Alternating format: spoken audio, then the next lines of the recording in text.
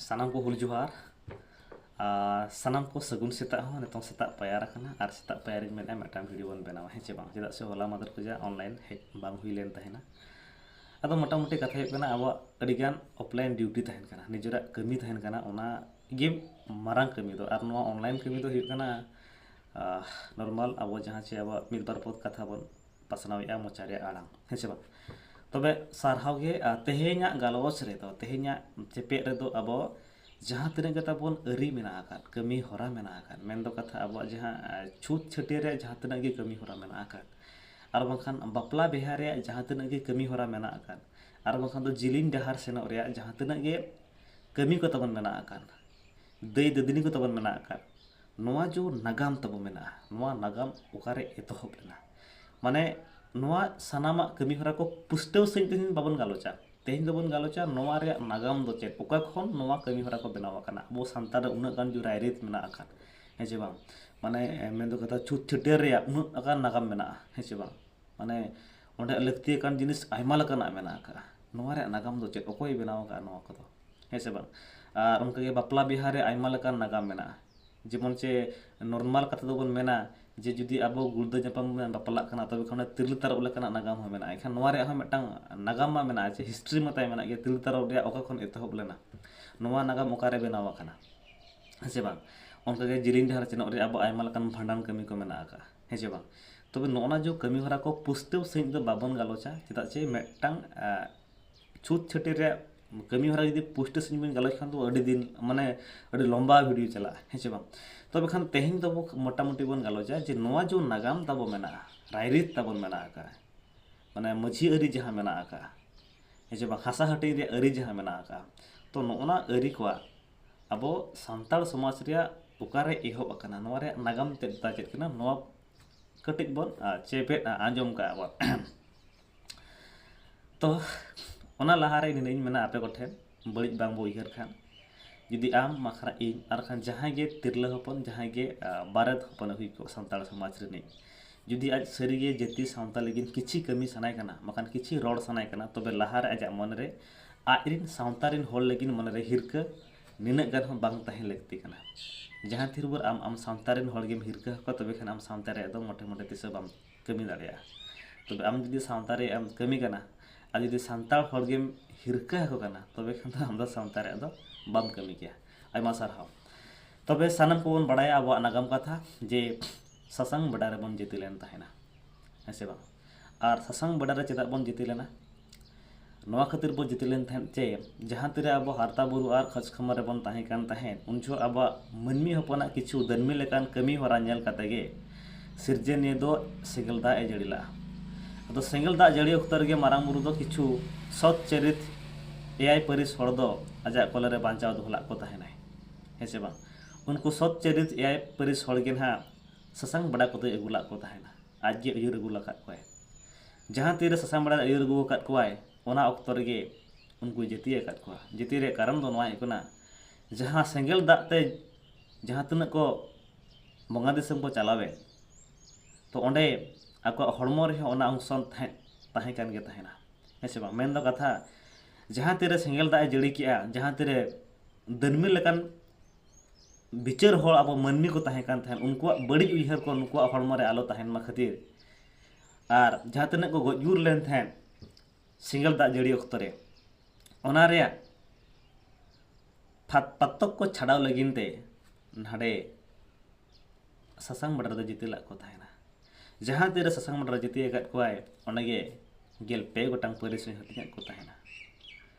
अब नितों के बन बड़ा सानताल समाज रे अब आरे गोटांग परिस मेना आका हेचे बांग मेनखान लहार दा अब गेल पे गोटांग परिस ताहे कान थाहे गेल पे गोटांग परिस खुजा डोंका परिस तो बिरहोड़ को बनाव लेना और मोटा मोटी तो अब गेल बार गोटांग परिस तबो मेना मेनखान नितों दो आरो पेया परिस दो आदि कना जेमन चोनका चौणे परिस हुई कना पौरिया परिस हुई कना गंडवार परिस हुई कना को बनु इदी कना तबे मोटा मोटी अब समार नितों दो आरे गोटांग परिस मेना हेसे बांग तबे ओने जो ससंग बड़ा जो गेल पे गोटांग परिस हुईना तबे ओंडे आयमा लकान मनमी को बड़ना आबोरेन सानताल मनमी को सांगेना जहाँ तीरे सांताल मनमी को सांगेना तबे अब अकिल हापड़मी को दुड़ुब विचार के चे अब मनमी बन सांगे कना जुदी अब तलारे मिटांग रायरीत बाय तहेना अरिचली बाय थेना तबे खान दो जहाँ लेका मांग रे खज कमन और हाराता बुरु रे हर का दनमी लेका को कमिला पाचे उनका नोडे को कमी खान दो पाचे सिरजनी और मिधा सेंगल दा एजड़ी आबना ओना खातिर को मेन कि आगले हापड़ाम को जे अब रायरीत बेना अड़ी के लगतिया तबे मारांग बुरु नवा रे काहें दाड़ेते हर उदुगात को तहन गी काना जे अब सानाम पिलचु गणा हपन को नायरे नापारे तहन लगिन आपे रायरीत बेनाव अड़ी अड़ी के लगती काना तबे ओना विचार दुपड़ुब काते गे आको आयमा गोटान टोठारे आयमा गोटान जगह रे को दुपड़ुब एना आर विचार को बनावला तहन अरी को बनावला चेरी को बनावला अब जहाँ तक ये सानताल समाज रायरीत को बना नोवा को बनावला तहन लेवदा लामा दारे बुटरे को विचारला हिसे बा ससंग बडारेना लेवदा लामा दारे बुटरे को विचारला और लेवदा लामा रे तो कथा तक बाय पानते लेन तहन हानते नाते लेवदा एलना हिसे बा लेवदा लामा परे दो पेटर बाड़े दारे बुटरे तो को सेटरा कना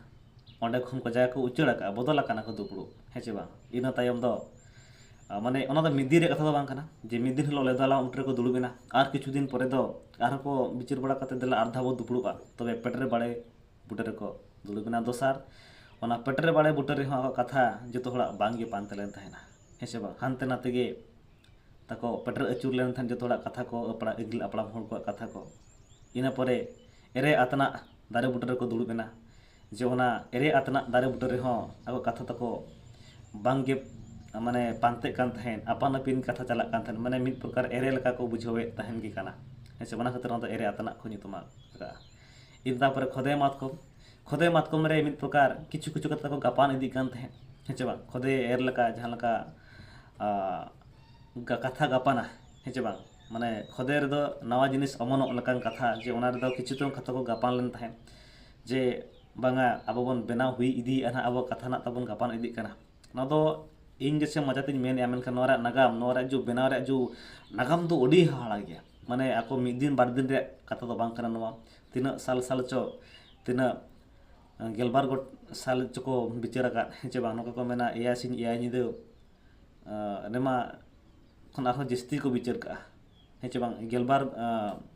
साल खन जस्ती को विचार का नोवा रे मिद दिन बार दिन कथा रे दो बांग काना तबे ओने जो खोदे मातकम रे को सेटरा काना खोदे मातकम बुटरे दो ओने को किछु कथा को गापाना काना तबे पेटर खोदे मातकम परे अब जहाना को मेना लेपेस तिल दारे बुटरे दो कथा तको पुष्टव काना जे बांगा अब सरीगे रायरेत बन बेना उत्तर किया जे ओने जो लेपेस तिल दारे बुटरे दो कथा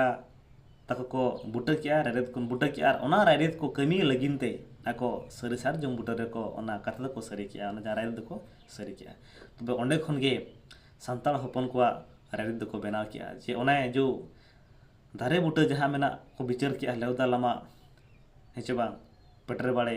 एरे आतना खोदे मातकम लेपेज तिरिल और सरी सारजम दारे बुटरे कथा को सरी किया और अब जहाँ मेना नोतरा अरिचली को बनाव किया ओंडे खन गे ओना ले सासंग बड़ा रेगे और हों आबरेन जहाँ तनक गे ना परिसन हड़ मेना को उनको जो कमी हो को हटियान को तहेना हेचे बा जेमन चे अब नोंका बन मेना जे हास्ता को दो पुरधुल उनका गे मुर्मू को दो ठाकुर मड्डी को दो किसण उनका गे बेसरा को दो बायार बास्की को दो बेपार हेम्ब्रम को दो करजी सोरेन को दो सिपाही हेचे बांग और उनका किस्कू को दो रापाच उनका गे जहाँ तना परिस तहें कना उनका को कमी हो को हटियान को तहेन तो मोटा मोटी अब निना बन बड़ाया जे अब सासांग बेड़ा रेना ओने जो दारे बुटे रेगे लेवदा लामा पेटरे बाड़े एरे आतना खोते मातकम लेपेज तिरिल और सरी सारजम बुटे रेगे अब सानताल हपन को रायरीत दो को बनाव का और ओना सावते सानताल हपन को जतो होड़ा किछु किछु कमी को बनाव का को माने जो अब कमी बन मेन किया जतो होड़ा किछु किछु कमी को एमाहाद को ओना कमी को कमिया और सावता रे समाज रे अरिचली रे को तहेना तबे खान अब सानताल समाज नापाय रे बन तहेन दाड़ेया जुदी अरिचली बांग तहेना तबे अब दो हानते नाते डाहर बन चला और अब सिरजनिया जहाँ लका आस ताते मेना मनमी चेतारे नवा खाटोआ ओना तेगे ओंडे सासांग बड़ा रेगे अब सानताल हपन को जहाँ तनक गे अरिचली रायरीत को तहें कना जतो होंडे गे बनावा कना तो आशायली सानाम जुवान को नबन शेयर मा आबोरेन किछु किछु हुडिंग बया को मिश्रत को चेपेटा जे अब अरिचली नागाम कथा ओकारे एहतहब दो बनाव लेन थाइना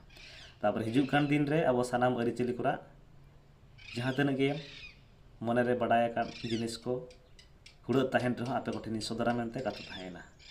सानाम को हुल जोहार।